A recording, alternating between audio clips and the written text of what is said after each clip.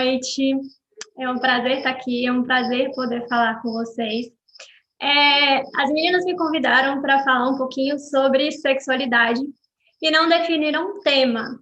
E eu achei que seria uma boa oportunidade para trazer para vocês a sexualidade feminina e um pouquinho das disfunções sexuais que acometem hoje a maioria das mulheres, infelizmente. E eu tenho para vocês os slides que a gente vai trabalhar aqui. Então, a gente vai fazer o seguinte, para vocês também terem acesso a esse slide. Vocês vão fazer um print daqui da tela, um print do celular de vocês, vão colocar nos stories do Instagram e marcar o @marianagalupo, para vocês receberem também esses slides, tá bom? Então, podem tirar o print. Certinho? E aí, coloquem lá, @psicóloga_marianagalupo, porque já vai aparecer para mim. E aí, vocês vão receber um link para baixar os stories, para baixar a aula e acompanhar ela junto comigo, tá bom? Podemos começar? Vamos lá. Vou colocar aqui para vocês também terem acesso à minha tela, porque a gente vai fazendo isso junto. Ixi, meninas, vocês precisam colocar para eu poder compartilhar a tela.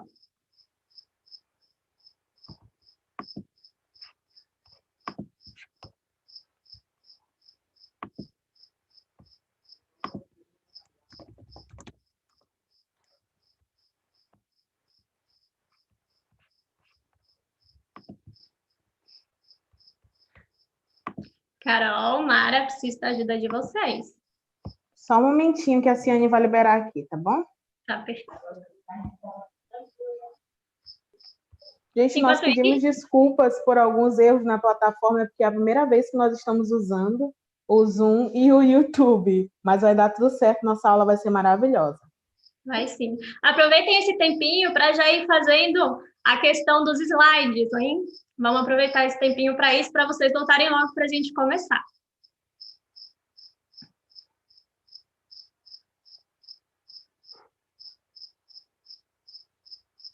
E quem tiver a conta do Instagram privada tem que mandar um print para mim, porque senão eu não consigo ver aqui, tá? Para enviar para vocês o link.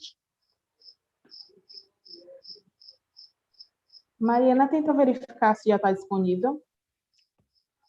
Agora tá.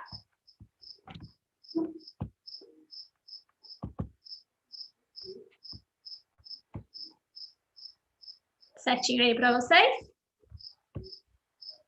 Meninas, vocês têm que me falar, porque eu não tô vendo o YouTube, porque a minha conexão não suporta isso tudo. Eu moro no meio do mato. Tá certo, já estamos aqui vendo. Tá bom.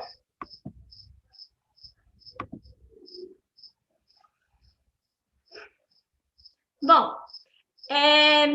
eu coloquei nos meus slides, eu coloquei nos meus stories do Instagram essa semana alguns exercícios para que vocês já começassem a se preparar para essa aula.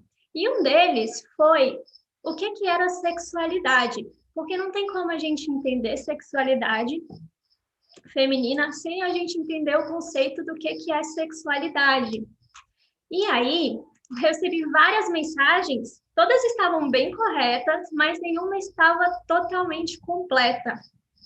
Sexualidade, algumas pessoas disseram que estava relacionada à orientação sexual, outras pessoas disseram que estava relacionada a como que a gente se percebe, mas nenhuma das respostas trouxe o que é o contexto geral de sexualidade, que a gente tem que perceber sexualidade com uma visão biopsicossociocultural, onde ela reflete a nossa identidade, as nossas relações interpessoais, as questões realmente da orientação sexual, considerando os nossos fatores biológicos, a expressão dos nossos papéis sociais, quem que a gente é no mundo e tudo mais.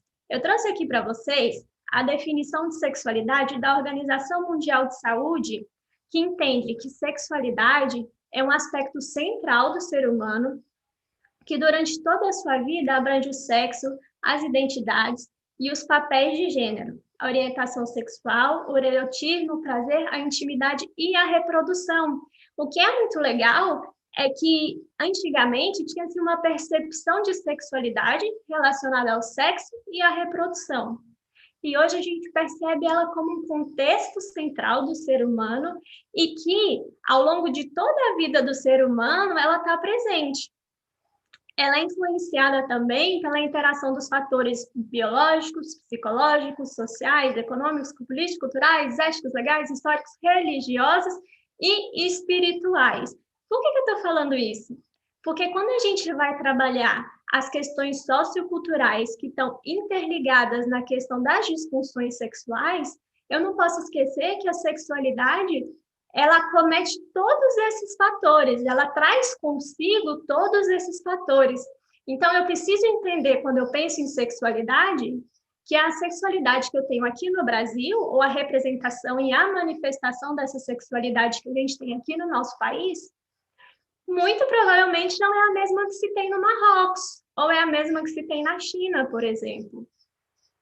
Ela é experienciada e expressa através dos desejos, nos pensamentos, na fantasia, nas opiniões, nas atitudes, nos valores, nos comportamentos, nas práticas e nos relacionamentos.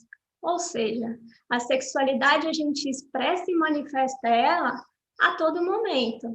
Eu expresso a minha sexualidade na forma com que eu me visto, eu expresso a minha sexualidade na forma que eu me interajo com o outro, eu expresso a minha sexualidade nas opiniões em que eu manifesto para a sociedade e para o meio em que eu estou inserida. Quando a gente fala de sexualidade, a gente tem que abrir mão da ideia de que sexualidade é sexo, porque o sexo ela é só uma das formas de expressão e manifestação da nossa sexualidade. E aí, vamos entender agora como que a gente entende a sexualidade na história da humanidade feminina, como que a mulher ela se deu desde o começo dos povos até o tempo atual. Bom, gente, deixa eu me diminuir aqui.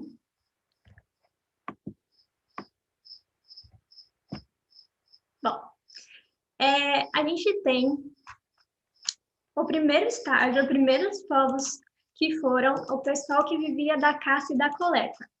Era um povo nômade, que a questão da sexualidade deles era mais ou menos a seguinte. Eles eram nômades, eles viviam viajando, só que eles tinham uma dualidade muito grande entre o interesse sexual, entre o desejo sexual, entre a necessidade sexual e a quantidade de número de filhos. Por quê? Se eu vivo viajando, se cada hora eu estou em um lugar, levar crianças e bebês seria um peso a mais para essa sociedade. Então, eles delimitavam a quantidade de filhos. De que forma? Não tinha método contraceptivo. Eles faziam isso através do controle hormonal que a gente tem quando a mulher está amamentando. Então, eles prolongavam o tempo da amamentação, mais ou menos até os 6 anos de idade da criança, para que aquilo diminuísse o desejo sexual feminino. E também para que ela ficasse mais cansada. Ela ia pensar, 3 vezes antes de querer ter um novo filho. Então, eles faziam esse controle da sexualidade, mais ou menos cerceando o desejo sexual feminino. Partia dela esse controle de natalidade, né, desses povos. Em seguida, a gente teve o período da agricultura, que foi quando esses povos que eram nômades entenderam que eles já não precisavam mais ficar mudando de um lugar para o outro, porque eles aprenderam a plantar. Então, eles decidiram se estabilizar, eles criaram uma sociedade fixa, começaram a criar animais, e a partir daí, a partir desse controle de terras, dessa necessidade por controle de terras, por herança, as pessoas começaram a perceber que elas precisavam saber quem eram os filhos delas. E como que eles iam fazer isso? Eles faziam isso através do controle da sexualidade feminina. Eu sei que aquela mulher ali engravidou de mim, eu sei que aquele filho é meu, porque só eu transo com aquela mulher, só eu tenho relações com aquela mulher. A mulher, ela passou a ser um objeto de procriação, porque nessa época da agricultura, diferente da caça e da coleta, o número de filhos passou a ser benéfico, porque era mais gente para trabalhar, era mais mão de obra que a gente teria naquela colheita. Só que aí vem a outra dualidade. A dualidade que antes era número de filhos versus desejo sexual, virou, eu posso ter sim muitos filhos. O ideal naquela época é que uma família tivesse de 7 a 8 filhos. Passou disso, também ficava muito complicado. Por mais que fosse mais mão de obra, era mais crianças para se alimentar. Então, houve sim essa percepção do controle de natalidade, mas eles perceberam também nessa época que os homens eles também participavam do processo reprodutivo, porque até então os povos não tinham essa consciência. Através da observação das ovelhas, quando eles começaram a criar animais, eles perceberam que as ovelhas que gestavam eram as ovelhas que tinham relações com o carneiro. Aquela sociedade que antes os filhos eram de todos, a mulher ela era praticamente endeusada porque ela que trazia novas vidas, agora essa mulher passa por uma questão mais rebaixada, onde o homem ele traz os filhos, não é mais a mulher ela começa a ser um produto. A gente chega então na Grécia e na Roma Antiga, onde há uma valorização da percepção da mulher na sociedade. A mulher ela tem voz, ela está nos espaços, ela tem direito a um desejo sexual. Ela tem uma questão também da prostituição na Grécia e na Roma Antiga, que era mais valorizado, os homens eles eram mais estimulados também. Mas o legal dessa época, para a gente deixar bem claro, é que aqui nessa época a mulher ela tinha o direito a sentir desejo. O desejo nessa época era ok. Aí a gente chega no reinado vitoriano, mais ou menos no século XIX. O reinado vitoriano, da rainha Vitória, ela traz muito do que a gente vive hoje. A gente ainda tem muitos resquícios dessa época, que é quando a virgindade ela começa a ser super valorizada. O reinado vitoriano ele é monogâmico, a questão da reprodução para ter filhos, a sexualidade feminina ela perde totalmente a sua força. Então, vão se mudando muito ao longo dos anos. Ainda no reinado vitoriano, ainda no século XIX, a gente tem a invenção do vibrador. A invenção do vibrador ela está aqui no nosso contexto de sexualidade humana, não por uma coisa muito positiva, do jeito, nossa, inventaram um vibrador e agora as mulheres tomaram a independência. Não, muito pelo contrário. O olhar da sexualidade feminina na época da invenção do vibrador era enquanto de cunho médico, era enquanto adoecimento. Eu sei que muitas das pessoas que estão me assistindo são estudantes de psicologia e vocês vão saber que é quando começa a ter a noção da histeria como uma doença e aí ela precisava ser tratada, quando na verdade a forma de tratamento que eles estavam sugerindo era praticamente um orgasmo. Vem também Freud nessa mesma época, que ele vai trazer a questão do prazer, né? Freud foi praticamente o pai da sexualidade moderna também, porque ele vai trazer à luz da sociedade duas coisas muito importantes quando a gente fala de sexualidade. A primeira delas é a noção que sexualidade ela vem realmente ao longo da vida, no entanto que ele traz o desenvolvimento psicossexual das pessoas, né, das crianças. A partir daí a gente começa a entender que a criança, a todo tempo, ela está manifestando a sua sexualidade. Isso começa a aparecer por volta dos 3 anos de idade e vai se desenvolvendo ao longo do tempo. E a outra questão que Freud traz de muito legal e de muito importante é a questão do orgasmo. Ele diz que tem 2 tipos de orgasmos, que é, em especial na mulher, né? Que é o clitoriano e o vaginal. Ele entende que uma mulher, talvez menos desenvolvida, ela seja capaz apenas do clitoriano, e que quando a mulher atinge a sua maturidade sexual, ela seja capaz também do vaginal. Hoje a gente já sabe que isso não existe, não há essa diferenciação. A gente tem consciência hoje de que o orgasmo ele é uma resposta neurológica aos estímulos, então não há essa diferenciação de clitoriano ou de vaginal, que é uma coisa também muito importante de ser falada, Porque na busca das mulheres pelo melhor orgasmo, pela melhor satisfação, fica muito essa coisa talvez o que eu estou fazendo é errado, talvez o que acontece comigo não seja o ideal. E aí a gente cresce cresce a ansiedade de desempenho, e interfere também nas questões das disfunções sexuais. Aí a gente chega mais ou menos na década de 60, quando houve a criação dos contraceptivos, os primeiros contraceptivos, a gente oferece para essa mulher a questão do controle do próprio corpo. Ela pode sair de casa e ela pode trabalhar, porque ela já não vai ter mais a necessidade de ter tantos filhos. A gente dá autonomia sexual para a mulher, a gente dá uma autonomia de carreira, e aí a gente também começa a se perceber mais próximo da nossa realidade. Carol, meninas, Mara, deu para pegar um pouquinho da história? Algum comentário, alguma dúvida já apareceu por aí?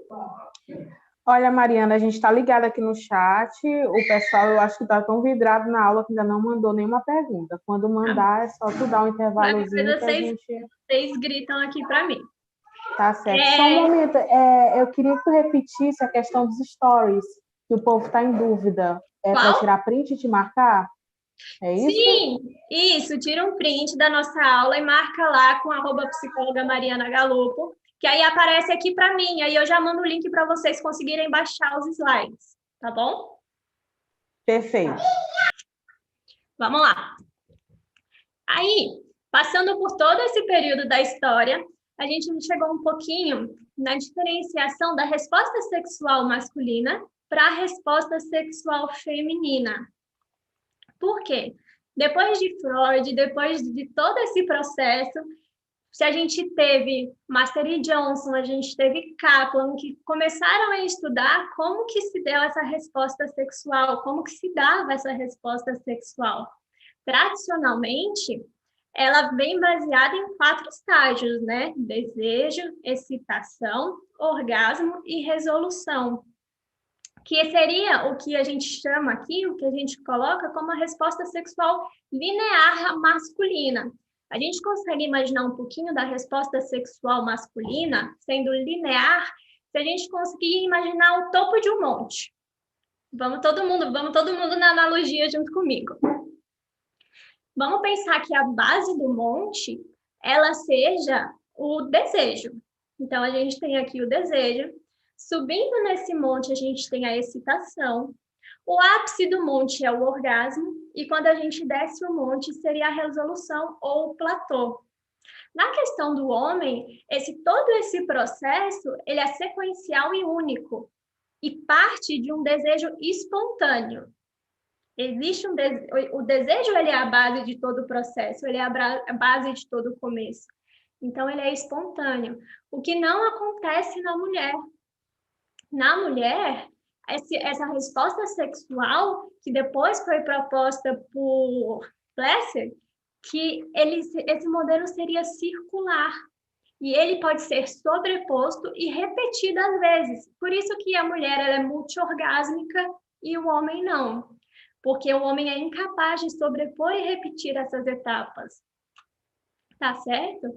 Esse modelo de resposta sexual feminina, ele indica que a mulher ela parte de uma neutralidade sexual e que esse estímulo, a partir do estímulo é que surge o desejo. O que a gente viu que é diferente no homem. No homem, o desejo vem primeiro. Na mulher, o que dá um interesse sexual para essa mulher é uma questão de vínculo, é uma questão motivada pela intimidade, ela pode ser motivada por questões afetivas, e isso desperta o desejo sexual feminino, a partir da neutralidade. E aí, com o estímulo necessário, com os estímulos ideais, vem daí o desejo da excitação feminina.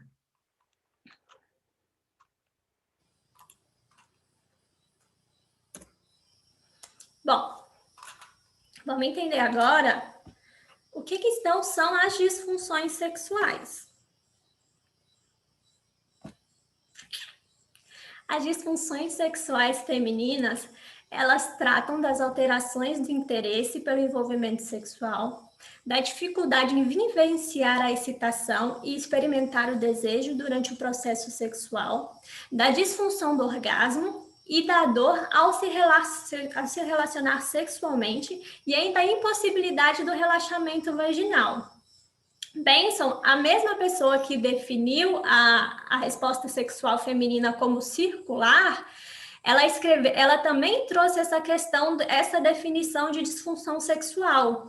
Ela diz que as disfunções sexuais, elas se dão no comprometimento do desejo, da excitação, do orgasmo, ou que envolva alguma dor ou algum desconforto.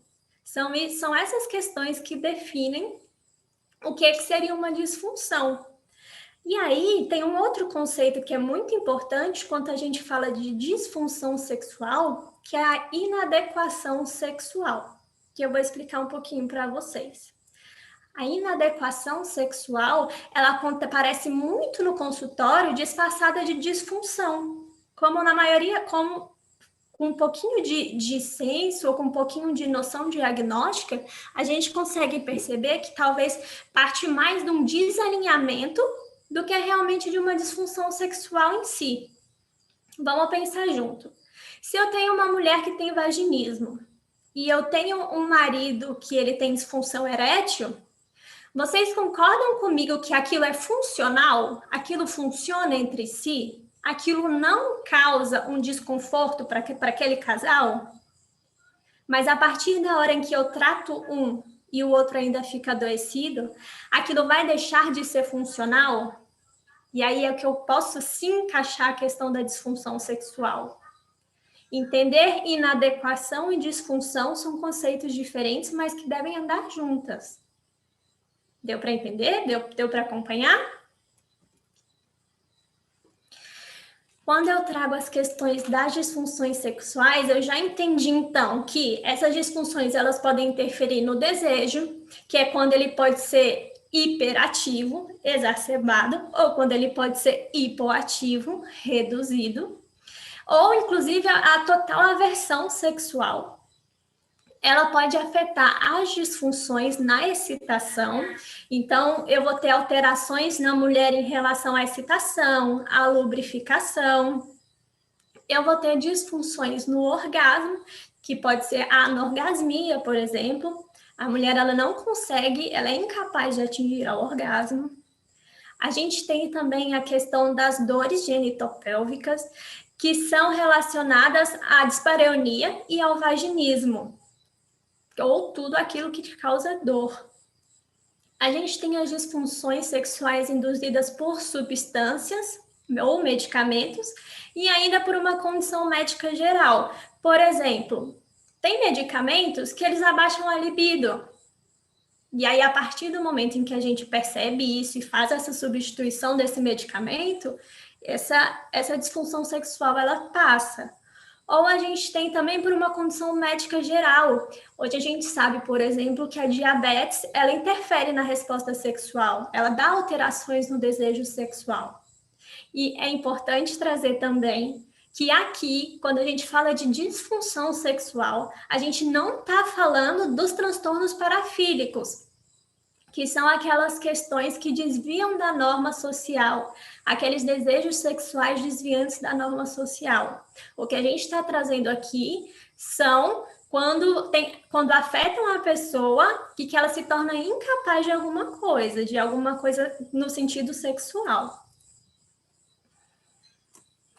Quais são, então, os fatores que podem desencadear essas disfunções sexuais? Para as disfunções sexuais presentes ao longo da vida, a gente tem que entender que elas podem ser predisponentes, precipitantes, mantenedoras ou contextuais. Esses fatores eles se dão classificados nessas 4 formas. Os fatores predisponentes são aqueles que já estão na pessoa, desde sempre. Podem ser doenças congênitas, podem ser deformidades, coisas que a pessoa já traz consigo ao longo da vida.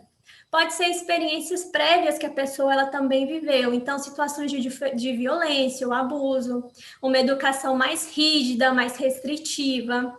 Pais ausentes, negligentes ou demasiadamente críticos podem ser fatores desencadeantes de disfunções sexuais. Precipitantes são aqueles fatores que são externos ao sujeito, mas que estão relacionados à qualidade de vida que ele tem. Por exemplo, se ele passou por um divórcio conflituoso, ou se ele teve consequentes experiências negativas, sexuais negativas, ou se ele passou por algum tipo de acidente e que naquele momento aquele acidente está trazendo alguma questão ou alguma incapacidade sexual. A gente tem os fatores mantenedores, que são aqueles em que a gente pega uma situação e por falta de suporte emocional ou por falta de manejo emocional, eu não consigo lidar com aquilo e eu faço com que aquilo interfira na minha vida sexual. Então, o estresse, a perda da autoconfiança, as preocupações, falhas na comunicação, tudo isso são coisas que, se eu tivesse um suporte emocional, ou se eu tivesse uma capacidade emocional melhor, eu conseguiria lidar com isso. Mas para pessoas mais vulneráveis, esses fatores desencadeantes mantenedores, eles interferem sim na questão e podem sim trazer disfunções sexuais. A gente tem os contextos a gente tem os contextuais, que são as questões atuais, ambientais e que podem se tornar crônicas, seriam os problemas atuais. Então, a própria pandemia, por exemplo, é um deles. A própria pandemia, as questões financeiras, os filhos. Tem mulheres que elas têm filhos recentemente que elas se tornam incapazes de atingir o orgasmo, por exemplo, porque elas, por um tempo, tem que transar sem fazer barulho para não incomodar as crianças. E se isso se mantém crônico e constante, isso pode sim também virar uma disfunção sexual. Ela pode ser momentânea, no sentido dos contextuais, mas depois ela pode sim virar precipitante e afetar realmente a condição da sexualidade daquele casal. Quando a gente fala de disfunção sexual, a gente não está falando só da mulher enquanto pessoa, a gente está falando da mulher enquanto casal ou no contexto que ela está inserido. Essas disfunções sexuais, além daqueles fatores que a gente tem, quando a gente vai fazer o diagnóstico, a gente consegue perceber se ela é primária, secundária, generalizada ou situacional. E isso é muito fácil de identificar, porque se ela é primária, a mulher ela nunca vai ter vivenciado uma relação sexual saudável, porque ela, por exemplo, desde a primeira vez que ela tenta fazer uma penetração, ela sente dor. Então, pode ser um indicativo de vaginismo primário. Agora, se isso se deu depois de um tempo, se no começo ela conseguia, mas agora ela já não consegue mais. Aconteceu depois de um tempo, isso é um fator secundário, é uma disfunção sexual secundária. Ela pode ser generalizada também, quando isso não se limita ao tempo. Então, quando isso ocorre a qualquer momento, com qualquer parceiro ou em qualquer situação. Isso se dá muito, um exemplo fácil é a anorgasmia. Tem mulheres que de jeito nenhum conseguem atingir o orgasmo.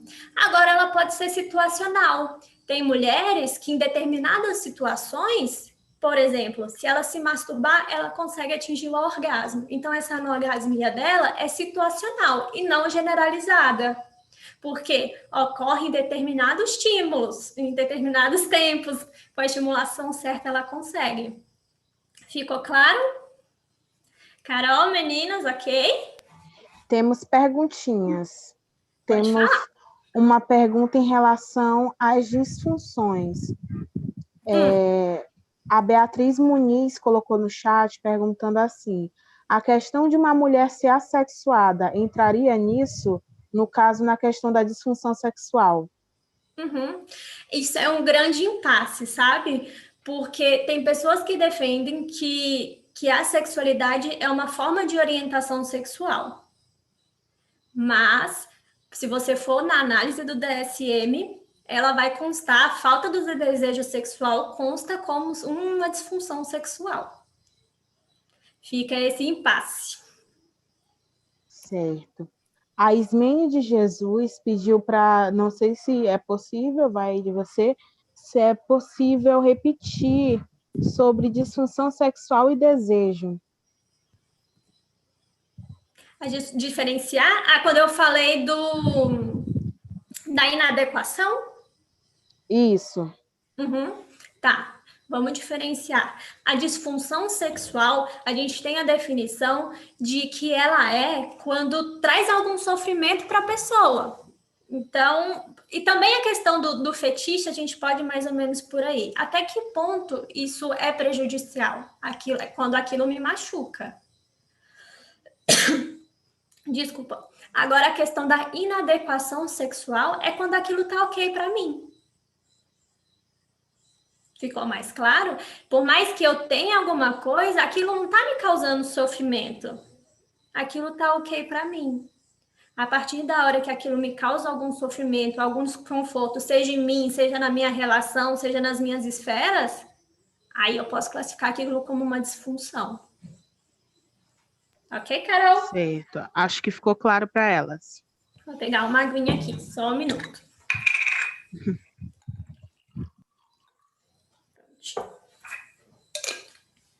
Qualquer dúvida, pessoal, vocês podem ir mandando no chat, a gente vai estar selecionando as perguntas para poder levar aqui para Mariana, tá bom? Vocês podem ficar à vontade, não fiquem acanhosos. Por favor, adoro responder perguntas. Adoro falar de sexualidade para vocês. Bom, chegamos então à parte do tratamento dessas disfunções sexuais. A gente já entendeu como que a sociedade ela interfere na nossa vida sexual, fazendo aquela linha do tempo. A gente já definiu o que são essas disfunções e de que forma elas podem ser classificadas. E agora a gente vai entender como que a gente pode cuidar disso, tá? Primeiro, o tratamento das disfunções sexuais ele tem que ser personalizado. Por quê? Único e exclusivamente porque nós somos seres únicos. Então, não existe receita de bolo. Não esperem que a pessoa vai chegar no consultório, seja você o psicólogo ou seja você o paciente. E aí vai ter aquela receita de bolo completinha, que é só seguir o passo a passo e que no fim dá tudo certo. Não é. Cada pessoa responde de um jeito, cada pessoa sente de um jeito, cada pessoa se compromete com o tratamento de um jeito. Então, não adianta eu esperar que aquilo vai ter sempre um resultado no tempo X, que no fim vai ser tudo certinho como uma receita de bolo. Não, não vai, tá? Eu preciso analisar essa mulher de maneira integral. A gente já viu que a sexualidade ela é biopsicossociocultural. Então, para eu analisar e para eu tratar essas disfunções, eu tenho que analisar todos os aspectos dessa mulher, todos os aspectos desse parceiro, porque a gente também já entendeu que ele tem um processo ativo nessa disfunção sexual, quando a gente trata também da questão da inadequação, e também da relação dos dois como um casal, porque o parceiro tem objetivos, a parceira tem objetivos, se o casal tem objetivos. A gente, enquanto terapeuta, a gente considera todos esses fatores. A gente tem que entender que o tratamento ele tem que ser multidisciplinar. Tem que ser. Então, a gente precisa de um psicólogo para dar todo o suporte emocional para aquela pessoa. A gente precisa de um fisioterapeuta pélvico, porque tem também a parte física. E muito provavelmente a gente também pode precisar de um ginecologista. A gente recebe no consultório muitas mulheres que nunca conseguiram ir a um ginecologista por conta das disfunções sexuais. Isso acontece muito no consultório com as mulheres que têm vaginismo. E aí elas não conseguem fazer um exame, por exemplo. E aí a gente tem que trazer todo esse contexto para ela. A gente tem que estimular aquela musculatura na questão da fisioterapia. A gente tem que dar todo o suporte emocional e entender o que está acontecendo com aquela mulher, o que faz com que ela pense assim, o que faz com que ela se comporte assim, tá bom? E a gente tem a questão das dificuldades do tratamento. Eu trago aqui para vocês a tomada de decisão como o primeiro ponto das dificuldades, porque o mais difícil para elas é buscar ajuda. Por quê? Por medo.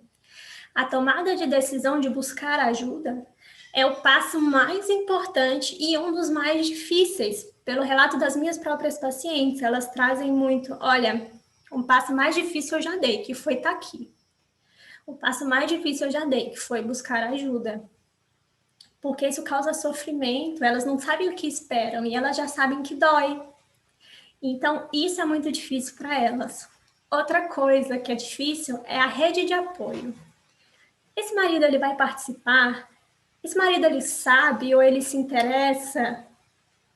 Como é que tá isso? Vai ter alguém que vai dar esse suporte para ela, que vai fazer os exercícios junto com ela? Porque a gente lembra que a gente está considerando também o parceiro nessa relação, desse tratamento, e ele vai colaborar com isso? E eu trago também o diagnóstico como um ponto de dificuldade, porque existem muitos ginecologistas em que eles não têm o conhecimento das disfunções sexuais. A questão da sexologia no campo médico, ela é muito nova também. Então, eu não sei muito bem se eles não sabem ou se eles não dão o valor devido, mas eu também recebo muitos relatos das minhas pacientes que tiveram péssimas experiências com ginecologista, inclusive ginecologistas mulheres, que vêm traumatizadas, inclusive, com experiências do ginecologista. Várias falam, por exemplo, que chegam com algum sofrimento e que o ginecologista desqualifica a queixa delas, fala, não, toma um vinhozinho que vai dar tudo certo. Aquela mulher que ela já estava desestruturada, que ela já estava passando por um processo difícil, vai tornar aquilo tudo muito mais complicado. Eles precisam entender que tem questões do dia a dia, como dificuldade na comunicação com o parceiro, sensações de ansiedade, de depressão, sentimento de culpa, de vergonha, a noção em relação ao sexo, elas são também fatores predisponentes que podem causar disfunções sexuais. E isso pode não ser muito levado em conta nessa área médica. Bom, chegamos então à parte que me cabe neste latifúndio, que é o tratamento psicoterapêutico. Como que eu vou fazer isso? Quando esse paciente ele chega até mim, o que eu vou fazer com ele? Eu vou tratar as crenças disfuncionais, eu vou identificar o que faz com que essa pessoa entenda o sexo e a sexualidade dela mesma desse ponto. Eu vou esmiuçar qual que é o papel da sexualidade na vida daquela pessoa. Tá certo? Eu vou trazer para ela exercícios comportamentais, buscando a quebra dos padrões de repetição e fazer com que ela possa se expandir comportamentalmente. De que forma? Experimentando coisas novas, olhando as coisas por uma perspectiva diferente, entendendo, por exemplo, o conceito de sexualidade, quando eu trago a psicoeducação junto. Então, eu vou abordar também uma resposta sexual com aquela mulher, eu vou trazer uma anatomia para ela, a gente vai conversar sobre como que isso se dá, eu vou mostrar para ela que ela pode reconhecer em si a questão do desejo sexual, que ela pode perceber as alterações físicas em que o corpo dela manifesta quando ela está excitada, para que aquilo traga mais propriedade para ela da própria sexualidade, um autoconhecimento da própria sexualidade. A gente precisa entender que a atividade sexual, ela reflete nos modelos relacionais próprios do desenvolvimento do indivíduo.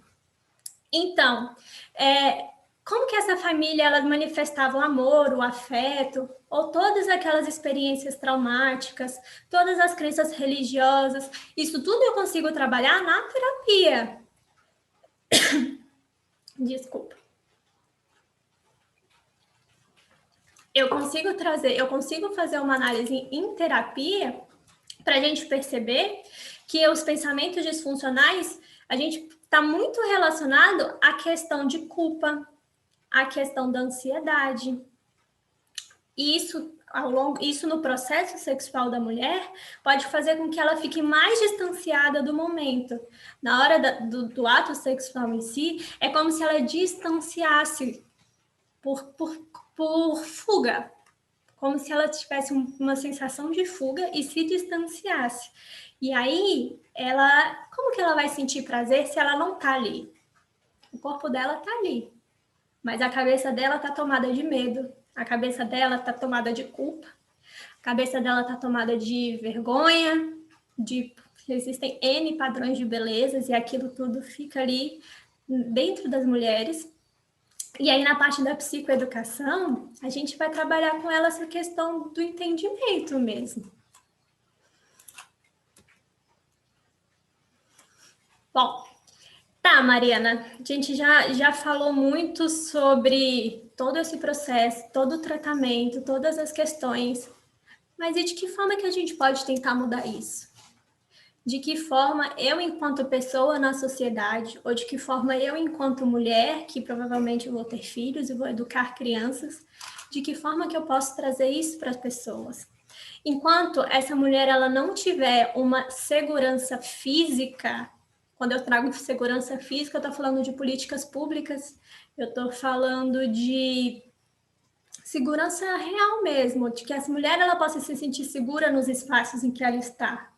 Enquanto essa mulher ela não tiver segurança psicológica, e aí eu trago também a questão dos padrões de beleza, eu trago a questão da pornografia, que ela define como que a gente tem que transar atualmente. Não sei se vocês viram, não sei se vocês acompanharam, eu fiz uma live, acho que no mês passado, trazendo um pouco dessa questão da pornografia e de como ele interfere diretamente na questão da mulher. Por exemplo, através da pornografia, as pessoas hoje aprendem o que é sexualidade, em especial os homens. Então, espera-se que as mulheres e os homens se comportem como a gente vê nos filmes. As mulheres elas têm que ter aquele padrão de beleza, elas têm que ter vaginas cor-de-rosa e sem pelos, e aquilo não faz parte da essência feminina hoje. A mulher ela tem que se sentir segura psicologicamente para entender que o corpo dela também é belo do jeito que é. E como que isso vai interferir direto na reação corporal dela.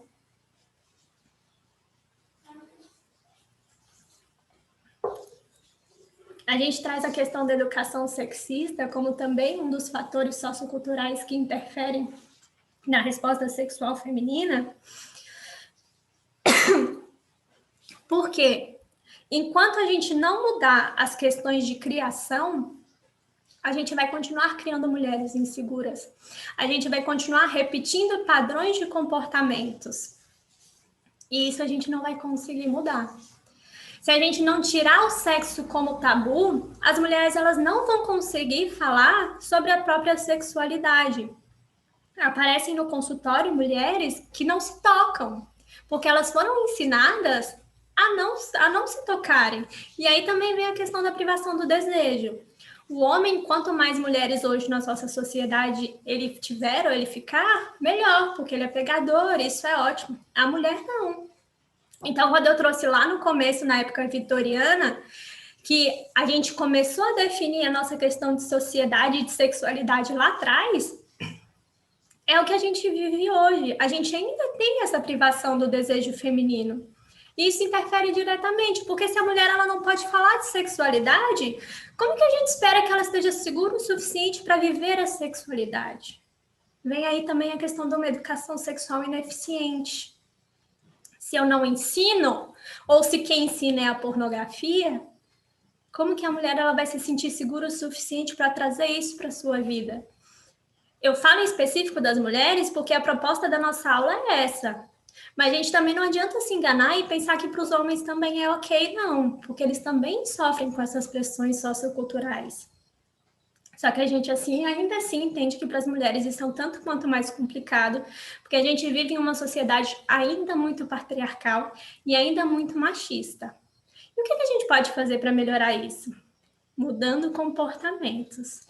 Algumas das dificuldades psicossexuais mais frequentes relacionam ao medo de perder o controle, de terem resultados negativos por uma necessidade muito grande de tentar alcançar ou de agradar um alcance. Elas têm muita dificuldade em estar presentes, igual eu falei, E também aparece muita questão de desinformação, de informação insuficiente. Se a gente não mudar esses 6 aspectos que eu trouxe aqui para vocês, vai ser impossível a gente ter mulheres mais autoconfiantes e que consigam manifestar sua sexualidade com toda a potencialidade que ela pode ter.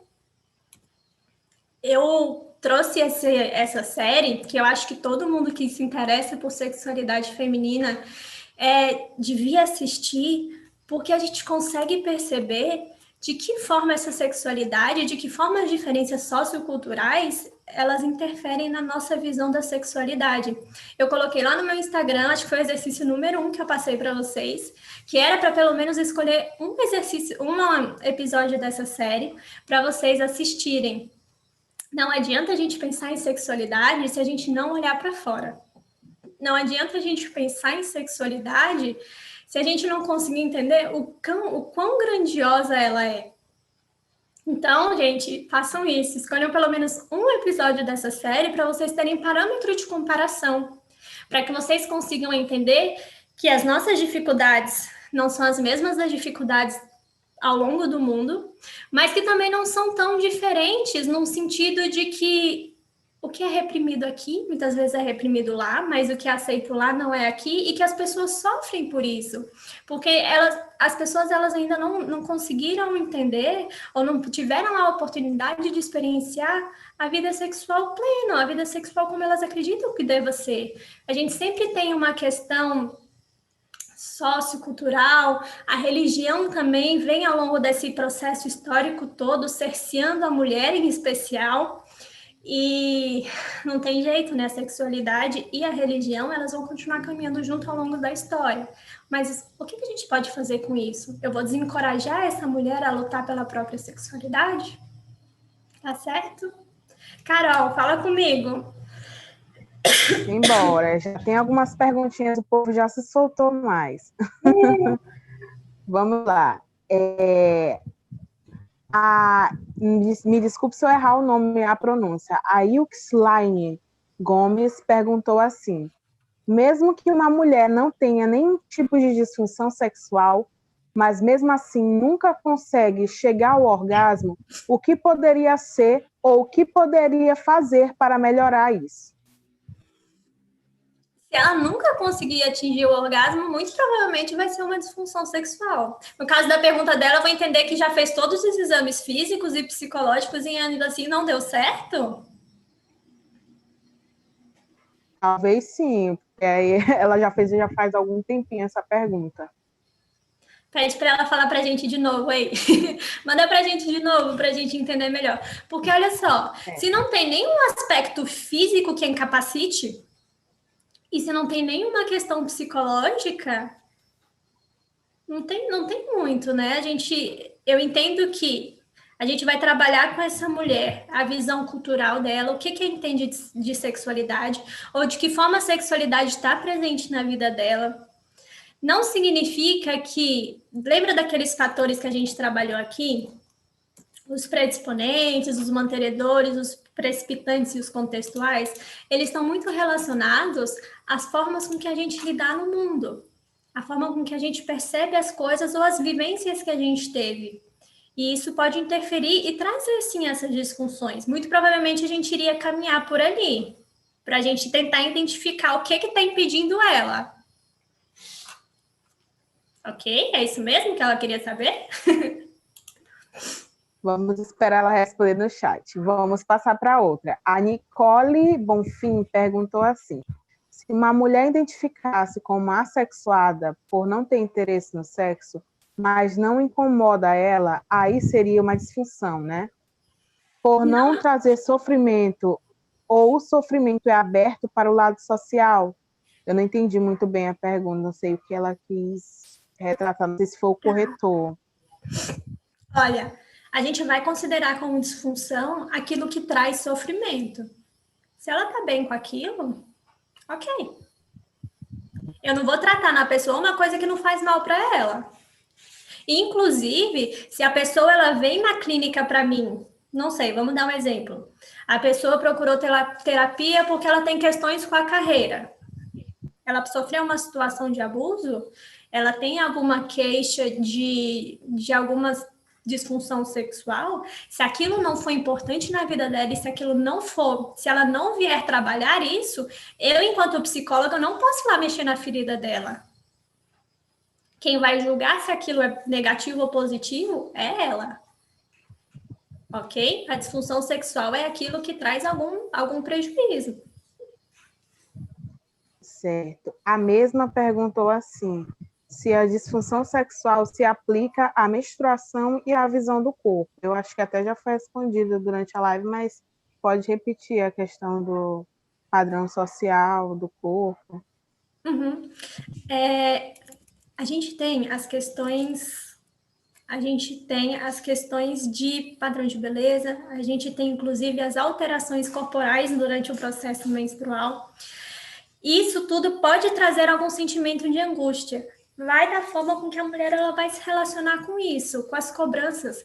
Lembra que eu falei que algum daqueles fatores, eles podem estar relacionados à falta de suporte emocional para lidar com aquilo?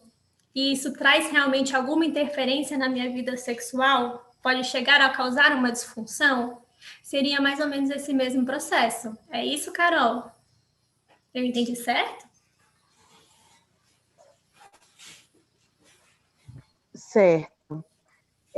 Outra pergunta. A Giovana Sabrina perguntou o seguinte: anticoncepcionais podem causar alguma disfunção? Uhum. Elas podem interferir na libido, né? Na libido, no desejo sexual. Não só anticoncepcional, outros medicamentos também. No entanto, que a gente tem também uma categoria que traz a questão das disfunções sexuais induzidas por medicamentos. Mas pode sim ter uma alteração no desejo em especial. Normalmente, é o que mais relatam é a questão do desejo. Depois, desde que eu comecei a tomar anticoncepcional, eu já não tenho mais tanta vontade.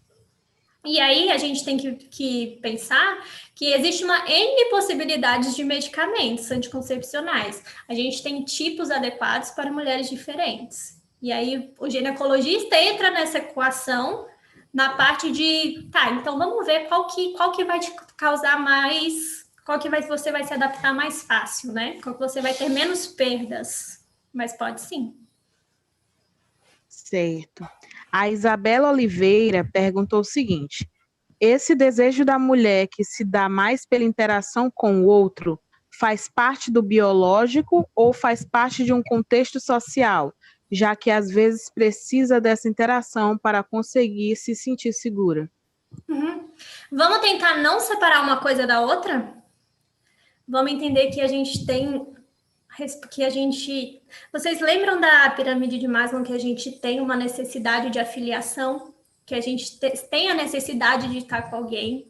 E para a mulher é muito isso. A mulher, a sexualidade dela, talvez ela é muito mais emocional do que a masculina. Então, tem sim uma resposta mais relacionada à manutenção daquela relação, e aquilo é estimulante para ela.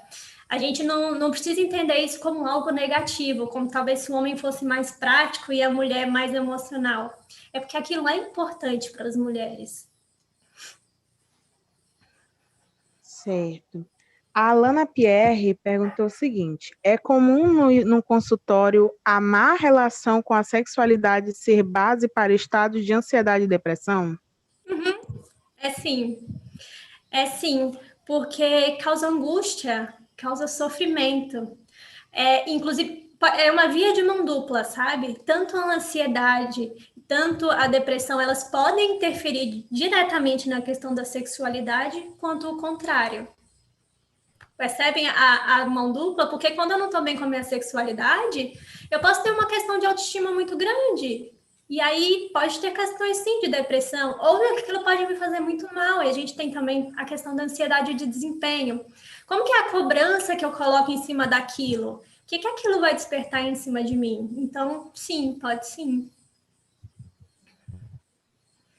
Certo. Mais uma pergunta da Ilkisline.